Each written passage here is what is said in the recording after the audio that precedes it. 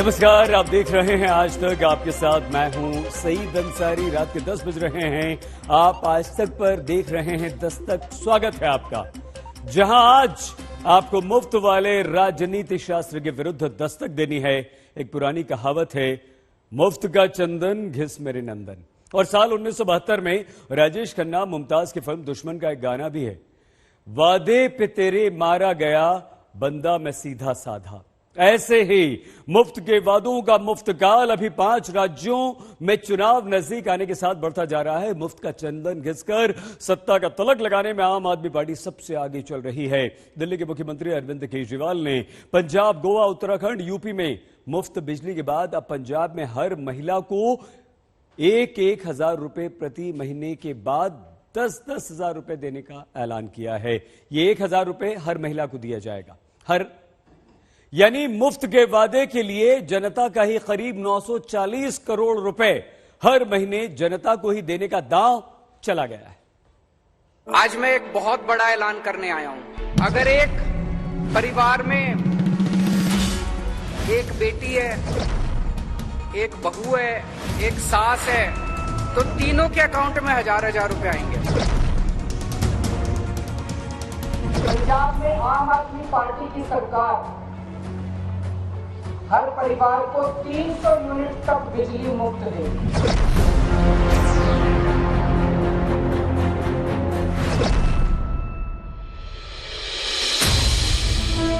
बकाया सारा उन्होंने लोगों का असी भरांगे, ऐसी सरकार ने फैसला कर लिया। अब वो अपने भाई के इस पैसों से नई साड़ी खरीद सकती है। पैसे में बड़ी ताकत होती है।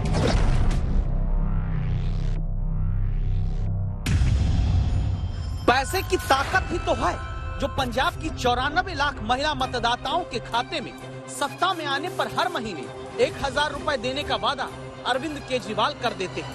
हर महीने 1000 मतलब महीने का खर्चा 940 करोड़ रुपए। सत्ता मिली तो साल भर का खर्चा 11,280 करोड़ रुपए। मुफ्त के एक वादे के 5 साल का खर्चा 56,400 करोड़ रुपए। क्या सत्ता तक पहुंचने के लिए आम आदमी का ही पैसा आम आदमी को ही देने वाली मुफ्त काल की क्रांति की नई जनक अब आम आदमी पार्टी है। आम आदमी पार्टी की पंजाब में सरकार बनेगी। पंजाब की हर महिला को, 18 साल से ऊपर की हर महिला को हर महीने 1000 रुपए उसके अकाउंट में हम डलवाया करेंगे। अगर एक परिवार में एक बेटी है, एक बहू है, एक सास है, तो तीनों के अकाउंट में 1000-1000 रुपए आएंगे। 18 वर्ष से ऊपर की हर महिला को पंजाब में अपनी सरकार बनने पर महीने के 1000 रुपए देने के वादे को महिलाओं के सशक्तिकरण का सबसे बड़ा कार्यक्रम भी बता दिया जाता है। जिन माताओं को बुढ़ापा पेंशन मिल रही है, उनको बुढ़ापा पेंशन मिलती रहेगी, उसके अलावा 1000 रुपए मिला करेंगे। पिछले कई दिनों से मैं इसके ऊपर काम कर रहा हूं। ये केवल पंजाब नहीं, ये केवल भारत नहीं, ये दुनिया के इतिहास का सबसे बड़ा महिला सशक्तिकरण कार्यक्रम होने वाला है। राजनीतिक दलों को वाकई महिला सशक्तिकरण की कितनी चिंता है, इस बात से जान लीजिए कि 2017 में पंजाब की 117 सीटों पर सिर्फ 6 महिला जीतकर विधायक बनी, यानी केवल 5%। पंजाब में कांग्रेस ने 2017 में केवल 11 महिलाओं को टिकट दिया, आम आदमी पार्टी ने 9 महिलाओं को टिकट दिया और अकाली दल बीजेपी मिलकर लड़े और 7 महिला कैंडिडेट उतार पाए। सियासत में उन्हीं महिलाओं के वोट से सरकार बनने पर 1000 रुपए हर महीने खाते में देने के वादे से महिला सशक्तिकरण होगा या फिर अपनी सत्ता का सशक्तिकरण चाहा जाता है। कई बार किसी बेटी का मन करता है नया सूट खरीद लूं, पिताजी के पास जाके पैसे मांगने पड़ते हैं, शर्म आती है, पिताजी पता नहीं देंगे नहीं देंगे। अब उसको पिताजी के पास जाने की जरूरत नहीं, वो मार्केट जाके सूट खरीद के ला सकती है। कितनी सारी हाउसवाइफ हैं, गृहिणियां हैं, अब वो खुद अपने 1000 रुपए से अपने बच्चों के लिए छोटी छोटी चीजें खरीद सकती है। उसका मन करता है मैं नई साड़ी खरीद लूं। कई साल हो गए पति ने साड़ी नहीं दिलाई, अब वो अपने भाई के इस पैसों से नई साड़ी खरीद सकती है। माताएं हैं, बूढ़ी माताएं, 10 रुपए इधर से बचा लिए, 20 रुपए उधर से बचा लिए, बचा बचा के पैसे जमा करती हैं। कभी बेटी मायके आएगी, मायके उसको बेटी को चुपके से थोड़े से पैसे उसके हाथ पे रख देती है। बेटी मायके आती है, माँ 100 रुपए बड़ी मुश्किल से निकाल के देती है। अब माँ उसको 1000 रुपए दिया करेगी, कहेगी मेरे बेटे ने भिजवाए हैं 1000 रुपए तेरे लिए। अदालतें और चुनाव आयोग भी मुफ्त के वादों को वोट के लिए रिश्वत मानकर तमाम निर्देश दे चुकी, लेकिन सुनने वाला कोई दल नहीं। पंजाब में पहले अरविंद केजरीवाल ने 300 यूनिट तक फ्री बिजली का वादा किया, फिर अकाली दल ने 400 यूनिट मुफ्त बिजली देने का वादा किया, फिर पंजाब की सरकार ने तुरंत 53 लाख लोगों के बकाया बिजली बिल सरकारी खजाने से भरने की बात कह दी। अकाली दल गरीब महिलाओं को हर महीने 2000 रुपए देने का वादा कर चुका है। अब केजरीवाल हर महीने महिलाओं को 1000 रुपए महीना देने का वादा करते हैं। वो बकाया है सारा उन्होंने लोगों का असी भरांगे, असी सरकार ने फैसला किया। ये सब इसलिए क्योंकि ऐसे वादे जनता को लुभाकर फंसाकर वोट हासिल करने के बहुत काम आते हैं। इसकी कीमत कोई पार्टी अपने फंड से नहीं भरती, बल्कि जनता की जेब से ही वसूल कर भरवाया जाता है। कहते हैं पैसे में बड़ी ताकत होती है, होती है। अगर जेब में पैसा हो तो फिर आदमी कुछ भी खरीद सकता है, कहीं भी जा सकता है, आदमी को आजादी मिल जाती है। पैसा बड़ी ताकत देता है। क्या पैसे की इसी ताकत का इस्तेमाल पंजाब में महिला मतदाताओं को अपने पाले में लाने के लिए नहीं हो रहा? 2017 के चुनावी आंकड़ों के मुताबिक पंजाब में 94 लाख महिला वोटर हैं, 1 करोड़ 5 लाख पुरुष मतदाता। महिला वोटर इसलिए बहुत अहम है क्योंकि पंजाब में 2012 हो या 2017 दोनों चुनाव में पुरुषों से ज्यादा वोट देने के लिए बूथ तक महिलाएं आईं। बड़ी सोच समझ के मैं वादा करता हूं, लेकिन केजरीवाल जो कहता है वो करता है। मैं हवा में बात नहीं करता। मुफ्त के वादों की कीमत जनता को ही भरनी पड़ती है। गवाही दिल्ली में आकर इन तस्वीरों को देखकर समझ लीजिए। मुफ्त में दिल्ली वालों को बिजली और पानी तो मिलने लगा, लेकिन उसी मुफ्त के चक्कर में वर्षों से किया जा रहा यमुना सफाई का वादा बस वादा रह जाता है। सफेद झाग उठता है जहरीला प्रदूषण वाला। मुफ्त की योजनाओं के चक्कर में डॉक्टर महीनों से वेतन न पाने के चक्कर में लटकाए जाते हैं। सरकारी अस्पताल के डॉक्टर हड़ताल के लिए मजबूर हो जाते हैं और बीजेपी शासित एमसीडी आम आदमी पार्टी आपस में फंड की लड़ाई लड़ते रह जाते हैं। मुफ्तवादी राजनीति में पिसती है जनता। लाख अदालतें कहें, लाख चुनाव आयोग नियम बनाए, लेकिन मुफ्त का वादा सत्ता पाने का अचूक मंत्र बना दिया जाता है जहां पैसा बोलता है। कहते हैं पैसे में बड़ी ताकत होती है, होती है। अगर जेब में पैसा हो तो फिर आदमी कुछ भी खरीद सकता है। आज तक ब्यूरो।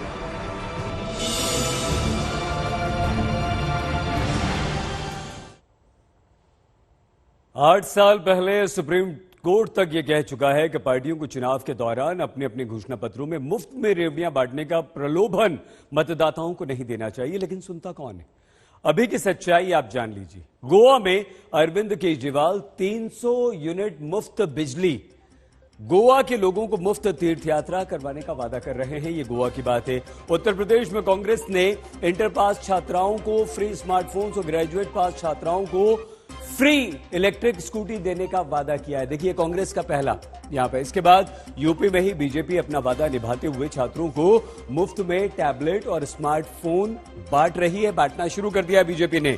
अखिलेश यादव की पार्टी मुफ्त बिजली का वादा कर चुकी है। वो देखिए समाजवादी पार्टी सामने। पंजाब आइए, इसके बाद पंजाब आपको लिए चलते हैं। मुफ्त बिजली, पंजाब में मुफ्त बिजली, महिलाओं को मुफ्त में 1 से 2,000 रुपए हर महीने का भत्ता देने का वादा हो चुका है। तो पंजाब के बाद उत्तराखंड का भी देख लीजिए आप, क्या क्या वादे उत्तराखंड में हुए हैं। उत्तराखंड में मुफ्त बिजली, फ्री में तीर्थ यात्रा का वादा अरविंद केजरीवाल और उनकी पार्टी कर चुकी है सामने। ये देख लीजिए आप, हिंदू मुस्लिम सिख सभी को फ्री की पॉलिटिक्स को अपना सबसे बड़ा दांव आम आदमी पार्टी इस कदर मानने लगी है कि अब कोई दूसरा अगर मुफ्त में देने का कोई ऐलान करता है तो अरविंद केजरीवाल फ्री पॉलिटिक्स की असली पार्टी हम हैं का बखान करते हैं। कैसे, वो भी हम आपको बताएंगे। नेता हो या मुफ्त में चीजें बांटते हैं, या फिर सत्ता के लिए नेता लोग समाज को बांटते हैं। मुफ्त के राजनीति शास्त्र के बाद अब धर्म के आधार पर चलने वाले चुनाव शास्त्रों को जानने के लिए आइए हम आपको लिए चलते हैं उत्तर प्रदेश। उत्तर प्रदेश में चुनाव में बेरोजगारी, महंगाई, बिजली, सड़क, पानी के मुद्दे अभी सुनाई देने बंद हो चुके हैं। सीएए, एनआरसी, जिन्नावादी, नमाजवादी, समान नागरिक संहिता के मुद्दे उछल रहे हैं क्योंकि इनसे वोट बढ़ता है। एक रिपोर्ट हमारी पहले आप देख लीजिए, उसके बाद हम आपको ये बताएंगे कि आखिर धर्म के आधार पर चुनावी शास्त्र क्यों मजबूत होता है। सीएए यानी नागरिकता संशोधन कानून, जिसका अभी कोई जिक्र भी नहीं हो रहा, अचानक मुद्दा उठता है। समान नागरिक संहिता पर उत्तर प्रदेश में बहस होने लगती है। नवंबर की शुरुआत से जिन्ना के नाम पर बयानबाजी लगातार जारी है। यूपी में लौटकर चुनाव धर्म पर टिकने लगा, जिनसे वोटों का ध्रुवीकरण तय, समाज बटेगा, वोट कटेगा। वोट बांटने के लगातार राजनीतिक आरोपी असदुद्दीन ओवैसी इस कहानी के फिर से पहले किरदार है। वजह जानने के लिए बाराबंकी की रैली को सुनिए।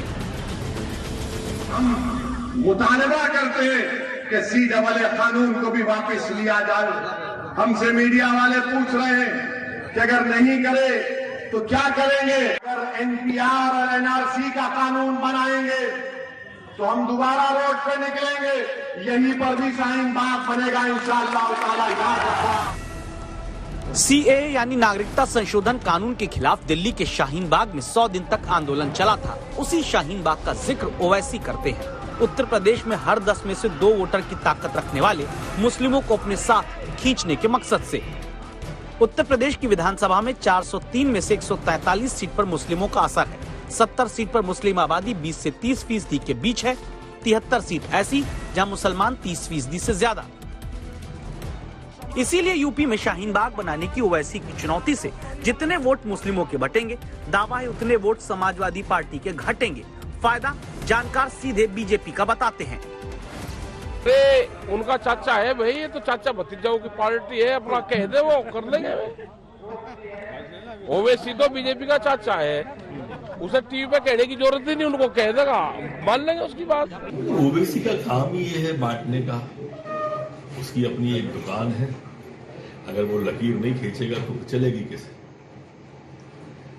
ओबीसी विभाजन की राजनीति करते हैं, कांग्रेस विभाजन की राजनीति करती है। टुकड़े टुकड़े गैंग में लगभग सभी लोग शामिल हैं।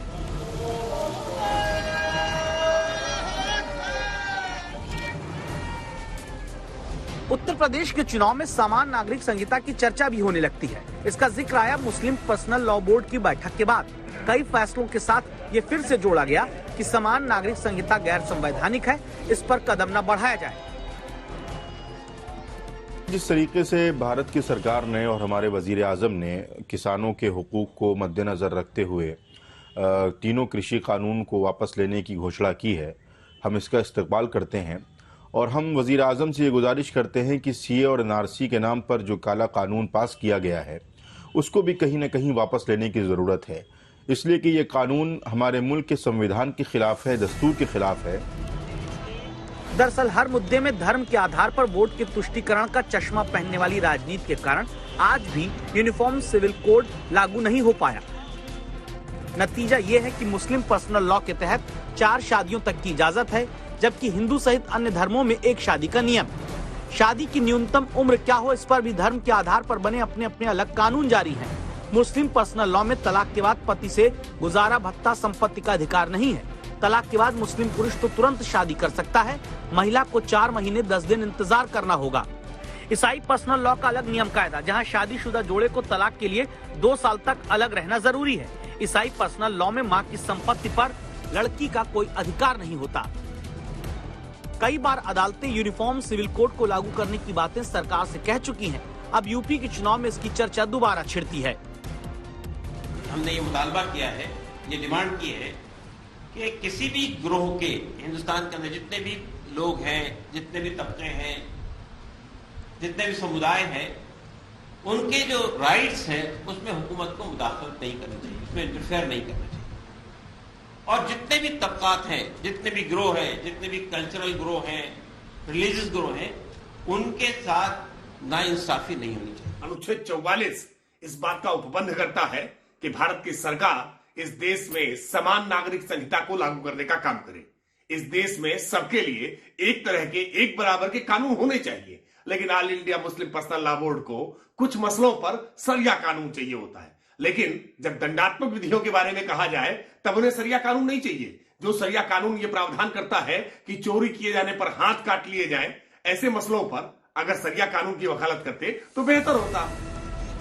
जिन्ना का जिक्र बांटो और राजनीति करो के तहत उत्तर प्रदेश में इसी महीने से चल रहा है। शुरुआत अखिलेश यादव ने की, जिसे अब बार बार याद दिलाने का काम बीजेपी कर रही है। राष्ट्रपिता महात्मा गांधी, जवाहरलाल नेहरू, जिन्ना एक ही संस्था में पढ़ करके बैरिस्टर बन करके आए थे। एक ही जगह पर पढ़ाई लिखाई की उन्होंने, वो बैरिस्टर बने, उन्होंने आजादी दिलाई। उन्हें किसी भी तरीके से किसी का भी संघर्ष करना पड़ा होगा तो वो पीछे नहीं हटे। भारत को अपमानित करने वाले, भारत के आन मान शान के साथ गुस्ताखी करने वाले, देश की और प्रदेश की जनता जनार्दन, गरीब गांव, गरीब किसान, नौजवान और महिलाओं के हकों पर डकैती डालने वाले, भारत की आस्था को आहत करने वाले आतंकवाद समर्थक जिन्नावादी भी दूसरी तरफ खड़े होते हुए दिखाई देंगे। मैं निवेदन करूंगा, उंगली सही जगह पड़े इसकी चिंता करना प्रजातंत्र में बहुत जरूरी है। गलत जगह पड़ जाए तो जिन्ना याद आता है, सही जगह पड़ जाए तो राष्ट्रभक्त आगे खड़े हो जाते हैं और देश को आगे बढ़ा ले जाते हैं। अमेरिका के प्यू रिसर्च सेंटर के मुताबिक भारत के 60% से ज्यादा लोग रोज अपने धर्म के मुताबिक पूजा पाठ इबादत करते हैं। रिसर्च ये बताती है कि ऐसे लोगों की बड़ी तादाद है जो मानते हैं कि राजनेताओं का धार्मिक मसलों पर प्रभाव होना चाहिए। उसी प्रभाव का इस्तेमाल अपने हिसाब से बांटकर राजनीति करने के लिए नेता करते आ रहे हैं। अभिषेक मिश्रा के साथ कुमार अभिषेक, लखनऊ आज तक। क्या आपने कभी सोचा है कि जब समस्या बिजली, पानी, सड़क, अस्पताल, खेती, किसानी, रोजगार, महंगाई की है, जब इन्हीं समस्या में आम आदमी, आप और हम उलझे हुए हैं, उलझे रहते हैं, तो राजनीति धर्म के आधार पर बांटने की कैसे संभव हो पाती है? इसका जवाब है धर्म के प्रति आपकी, हमारी यानी कि जनता के मन में गहरी छाप। अमेरिकी प्यू रिसर्च सेंटर के आंकड़ों को आइए हम आपको दिखाते हैं, जवाब आप अपने आप समझ जाएंगे। हिंदुओं में 64% और मुसलमानों में 61% लोगों की राय यह है कि धार्मिक मामलों पर राजनेताओं को थोड़ा बहुत प्रभाव रहना ही चाहिए। 59% ग्रेजुएट भारतीय भी ये मानते हैं कि धार्मिक मामलों में राजनेताओं का दखल होना चाहिए। 66% हिंदुओं की राय यह है कि उनका धर्म एकदम अलग है। ठीक बिल्कुल उसी तरह 64% मुसलमान भी अपने धर्म को पूरी तरह से दूसरों से अलग मानते हैं। 74% मुसलमानों ने पारिवारिक विवाद, तलाक जैसे मामलों के लिए अपने लिए अलग धार्मिक अदालत की बात कही है।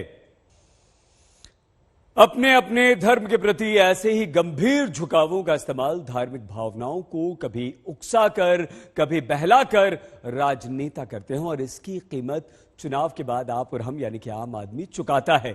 इसलिए दस्तक देना बहुत जरूरी है। तो दस्तक की अब इस रिपोर्ट में आप ये जान पाएंगे कि जब धर्म और मुफ्तवादी वादों में जनता को आखिर हासिल क्या होता है। कहानी भ्रष्टाचार के उस गठजोड़ की है जिसके कारण 10,000 लोगों के लिए जरूरी पुल 5 साल पहले एक बारिश नहीं झेल पाया। फिर साल बीतते गए लेकिन पुल कभी तैयार करने कोई नहीं आया।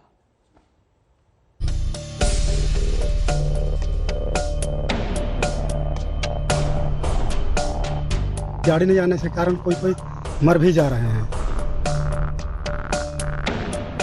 6-7 महीना के बाद में पहली बरसात में ध्वस्त हो गया।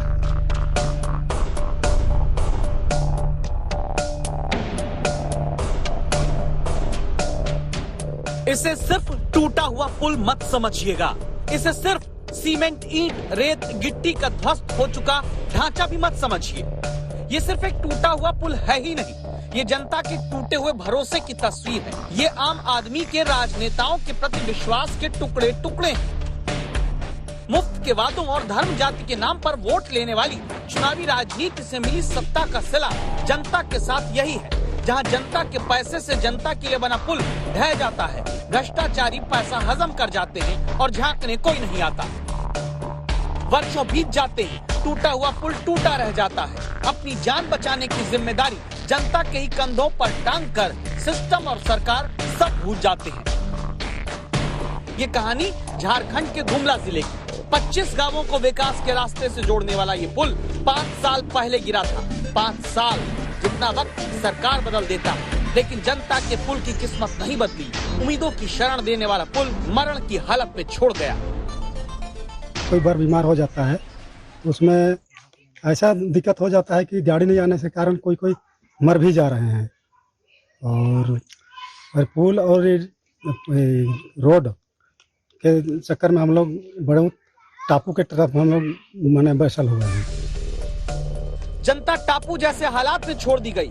पुल बनाना फिर किसी को याद नहीं आया। लोकतंत्र में जो आम आदमी सबसे मजबूत स्तंभ माना गया, उसके लिए बने पुल के खंभे 2016 में ढहे। 10,000 आबादी के लिए ढह चुके पुल को उठाने वाला कोई नहीं आया। पहली बरसात में 6-7 महीना के बाद में पहली बरसात में ध्वस्त हो गया। 18 किलोमीटर घूम के एम्बुलेंस 4 चकिया 5 चकिया आता है इधर से। जहां न एम्बुलेंस पहुंच सकती है, न कोई और साधन, वहां कैसे रहते होंगे आम लोग? जनता के साथ कितना भद्दा मजाक होता है, ये भी जानिए। 2016 में पहली बरसात में ही पुल के खंभे गिरे थे। दावा है कि भ्रष्टाचारियों की मिलीभगत से कोई कार्रवाई किसी पर हुई ही नहीं। आरोप है करप्शन करने वाले अपना पूरा पेमेंट लेकर सरक गए। 1 करोड़ से ज्यादा की लागत वाला पैसा निकल गया, पुल बना नहीं। हम तो जस्ट 20 तारीख को माने शाम में ज्वाइन यहाँ प्रभार लिए हैं और कुछ पुल के अपने आप हम अपने स्थल निरीक्षण किए हैं। ये जो आप बता रहे हैं वो हमारे संज्ञान में नहीं है, न प्रोग्रेस रिपोर्ट में कहीं दिखाई दे रहा है न कहीं। तब इसको है कि हम व्यक्तिगत रूप से पहले तो साइट देखेंगे, उसके बाद ही हम कुछ कहने की स्थिति में। धर्म के नाम पर तनाव सबको दिखता है। करप्शन के तनाव से ध्वस्त हुआ पुल 5 साल में किसी को नहीं दिखा। खंडहर हो चुका ये पुल दस्तक देकर याद दिलाता है, बांटो राजनीति करो के फेर में सिर्फ बटकर खंड खंड हुआ पुल ही आता है। गुमला से मुकेश कुमार के साथ सत्यजीत कुमार, रांची आज तक।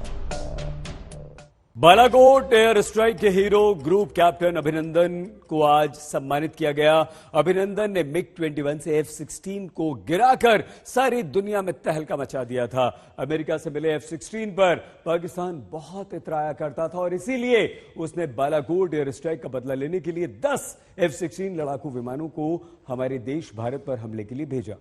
लेकिन अभिनंदन ने MiG-21 यानी कि MiG-21 से पाकिस्तान के सबसे बड़े लड़ाकू विमान F-16 को मारकर उसके गुरूर को एक झटके में चूर चूर कर दिया। राष्ट्रपति रामनाथ कोविंद ने यह कमाल करने वाले अभिनंदन को युद्धकाल के तीसरे सबसे बड़े सम्मान से सम्मानित किया। शत्रु का मुकाबला करते हुए वीरता के लिए वीर चक्र, विंग कमांडर अब ग्रुप कैप्टन, वर्तमान अभिनंदन उड़ान पायलट। भारत के शूरवीर का चेहरा तो आपको याद ही होगा। राष्ट्रपति के हाथों वीर चक्र से सम्मानित होने वाले ये वही अभिनंदन है जिनके पराक्रम की वजह से 60 घंटे तक कांपता रहा था पाकिस्तान। कभी अभिनंदन का अंग्रेजी होता था कांग्रेचुलेशन, और अब अभिनंदन का अर्थ बदल जाएगा। पैर कांप रहे थे, पसीने माथे पे थे और हमसे शाह महमूद साहब ने कहा, फॉरेन मिनिस्टर साहब ने, कि खुदा का वास्ता है अब इसको वापस जाने दें, क्योंकि 9 बजे रात को हिंदुस्तान पाकिस्तान पे अटैक कर रहा है। प्रधानमंत्री के करीब खड़े ये वही अभिनंदन है जिन्होंने अपनी हिम्मत और जज्बे से पाकिस्तान को उसकी हिमाकत का जवाब दिया था। आपने शत्रु के लड़ाकू बम वर्षक वायुयानों का पीछा किया और मिसाइल से एक F-16 वायुयान को मार गिराया। पाकिस्तानी F-16 को ध्वस्त करके अभिनंदन ने 27 फरवरी 2019 की तारीख को ऐतिहासिक दिन में तब्दील कर दिया था। अभिनंदन की इसी वीरता के लिए राष्ट्रपति भवन में उन्हें वीर चक्र से सम्मानित किया गया। अभिनंदन ने अपनी व्यक्तिगत सुरक्षा की परवाह न करते हुए अपने कर्तव्य के प्रति असाधारण समर्पण तथा शत्रु के सामने अदम्य साहस और शौर्य का प्रदर्शन किया। ग्रुप कैप्टन वर्तमान अभिनंदन ने पहले दुश्मन की एयर स्पेस में घुसकर अपने तीसरी पीढ़ी के लड़ाकू विमान MiG-21 से चौथी पीढ़ी के पाकिस्तानी F-16 को मार गिराया था। इसके बाद जिस तरह से पाकिस्तानी फौज के कब्जे में होने के बावजूद उन्होंने एक सैनिक की गरिमा और दृढ़ता को बनाए रखा, वो काबिले तारीफ था। एक युद्धबंदी के रूप में कैद होने के बावजूद आप पूरे संयम, बहादुरी और गरिमापूर्ण तरीके से शत्रुओं से पेश आए। जब तक आपको 1 मार्च 2019 को वापस सौंपा गया, तब तक आपने असाधारण दृढ़ता बनाई रखी। इस कार्य से सभी सशस्त्र बलों का और खास तौर पर भारतीय वायुसेना का मनोबल बढ़ा। ऐसी अपूर्व दृढ़ता दिखाने के लिए वायुसेना के ग्रुप कैप्टन अभिनंदन वर्तमान को वीर चक्र से सम्मानित किया गया। इस दौरान प्रधानमंत्री भी मौजूद थे। जिस समय अभिनंदन ने पाकिस्तानी F-16 के परखच्चे उड़ाए थे, उस वक्त वो वायुसेना के विंग कमांडर थे।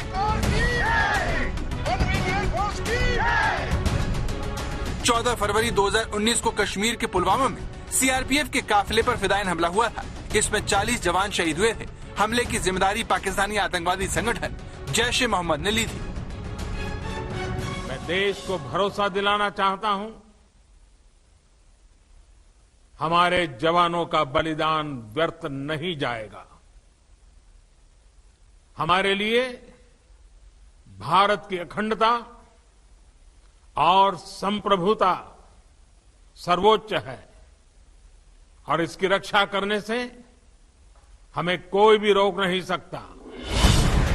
इस हमले के बाद भारत ने 26 फरवरी को पाकिस्तान के बालाकोट में एयर स्ट्राइक की थी, जिसमें कई आतंकवादी मारे गए और उनके ठिकाने भी ध्वस्त हो गए थे।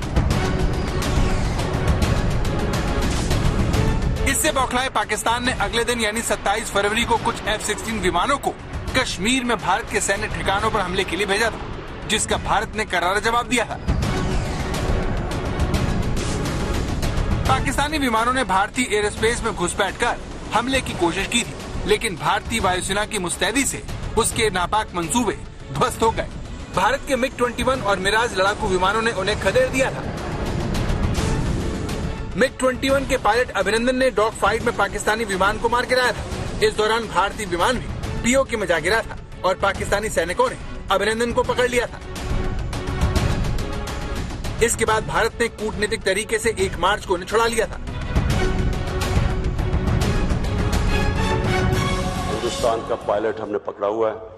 हम एज ए पीस जेस्चर हम उसको कल रिहा करने लगे हैं हिंदुस्तान को वापस। ये बात पाकिस्तान भी जानता था कि वो अभिनंदन को ज्यादा दिन तक कैद नहीं रख पाएगा, इसीलिए उसने अभिनंदन को छोड़ने में ही अपनी बेहतरी समझी। अभिनंदन की वीरता सिर्फ इतनी नहीं थी कि उन्होंने F-16 को कम उन्नत MiG-21 से मार गिराया था, बल्कि जिस तरीके से उन्होंने पाकिस्तानी कैद में एक सैनिक की गरिमा और दृढ़ता को बनाए रखा, वो काबिले तारीफ था। हमने पाकिस्तान को किसी प्रकार की कोई इंटेलिजेंस नहीं दी, किसी प्रकार की कोई इन्फॉर्मेशन नहीं दी। पाकिस्तान ने जो भी उनसे पूछा तो उन्होंने जिनेवा कन्वेंशन के मुताबिक बोला, ये मेरा नाम है, मैं फलानी जगह का रहने वाला हूँ, ये मेरा डेट ऑफ बर्थ है और मैं इंडियन एयरफोर्स का ऑफिसर हूँ। इसके अलावा उन्होंने किसी प्रकार की कोई जानकारी नहीं दी। इसके बावजूद कि पाकिस्तान की ISI और पाकिस्तान की आर्मी ने हर प्रकार से उनको धमकाया, हर प्रकार से उनको मेंटली टॉर्चर किया, कुछ हद तक फिजिकली भी टॉर्चर किया, लेकिन उसके बावजूद भी उन्होंने देश की इज्जत और किसी प्रकार की कोई इनपुट या इन्फॉर्मेशन नहीं दी। पाकिस्तानी फौज के साथ चाय वाला ये वीडियो 2 साल पहले काफी वायरल हुआ था। इस तस्वीर में पाकिस्तानी फौज के सामने अभिनंदन निर्भीकता की मिसाल पेश कर रहे थे। The tea is fantastic. Thank you. Okay. And now coming over to some specifics. Which aircraft you were flying? I'm sorry, Major. I'm not supposed to tell you this, but I'm sure you found the wreckage. And what was your mission? I'm sorry, I'm not supposed to tell you this. अभिनंदन का रौब उनकी तब की मूंछों से भी mail खा रहा था, जिसने तब काफी सुर्खियां बटोरी। देश भर के लोगों में उनकी तरह मूंछें रखने का क्रेज हुआ। लेकिन जब अभिनंदन राष्ट्रपति रामनाथ कोविंद के हाथों वीर चक्र लेने पहुंचे, तो उनकी मूंछें पहले से छोटी नजर आई। युद्ध काल में अदम्य साहस के लिए अभिनंदन को वीर चक्र दिया गया है। ये युद्ध काल में दिया जाने वाला तीसरा सबसे बड़ा सैन्य सम्मान है। पहले नंबर पर परमवीर चक्र और दूसरे नंबर पर महावीर चक्र होता है। आज तक ब्यूरो। अभिनंदन मिग 21 के क्रैश होने के बाद पाकिस्तानी कब्जे वाले कश्मीर में सुरक्षित उतरने में सफल तो हो गए थे, लेकिन उन्हें वहां पर पाकिस्तानी सेना ने पकड़ लिया। अभिनंदन को पाकिस्तान के सूबेदार अहमद खान ने पकड़ा था। 17 अगस्त 2019 को यही अहमद खान घुसपैठियों की मदद कर रहा था, जिसे भारतीय सेना ने मार गिराया। अभिनंदन ने युद्ध के मैदान में ही पाकिस्तान को मात नहीं दी, उन्होंने अपनी निडरता से भी पाकिस्तानी सेना, उनके सैनिकों को तार तार कर दिया।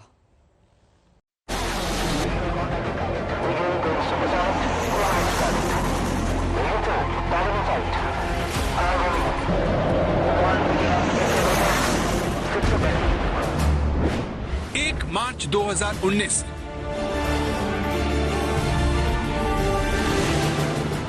वो गौरवशाली दिन जब अभिनंदन पाकिस्तान की मक्कारी और गुरूर को कुचलकर वापस लौट आए थे।